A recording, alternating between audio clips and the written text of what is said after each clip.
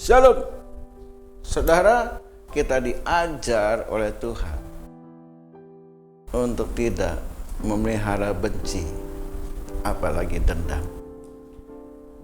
Melampiaskan kebencian, dendam, dan sakit hati memang mendatangkan kepuasan sesaat. Mungkin kita merasa menang saat melakukan pembalasan, akan tetapi sesungguhnya kita sedang meletakkan racun sakit penyakit yang berakibat fatal dalam hidup kita. Efesus 4 ayat 26 berkata, apabila kamu menjadi marah, janganlah kamu berbuat dosa, janganlah matahari terbenam sebelum padam amarahmu. Hal pertama, kemarahan mendatangkan dosa, dan dosa mendatangkan maut dan kematian kekal. Efesus 4 ayat 27 berkata, dan janganlah beri kesempatan kepada iblis. Hal yang kedua, kemarahan kita memberi peluang kepada iblis untuk merusak hubungan yang baik. Keluarga jadi berantakan, persahabatan jadi retak, bahkan bisnis pun jadi rusak. Akibatnya, kita akan dikucilkan banyak orang yang mempersempit ruang gerak kita.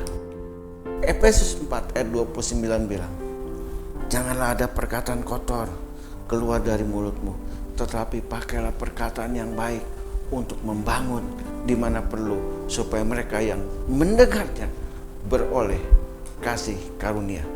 Hal yang ketiga, ungkapan kata-kata kotor yang keluar dari mulut bibir kita akan diikuti oleh anak, cucu, dan keturunan kita, sehingga mereka pun akan mengalami hal buruk seperti kita.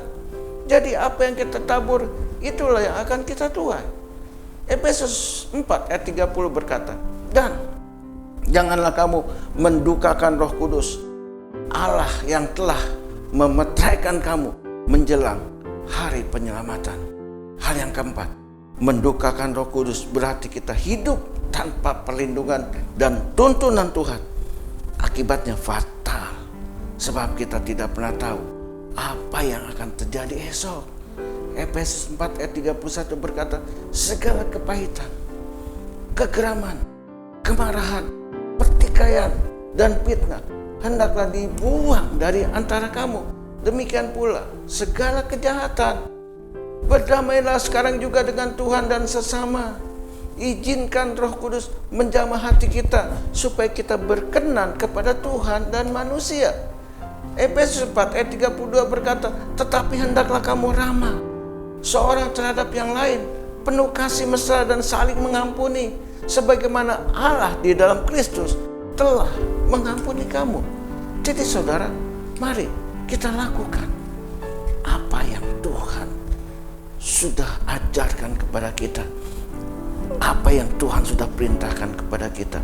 Ketika kita ramah seorang terhadap yang lain, kita bangun hubungan yang penuh kasih mesra dan saling mengampuni.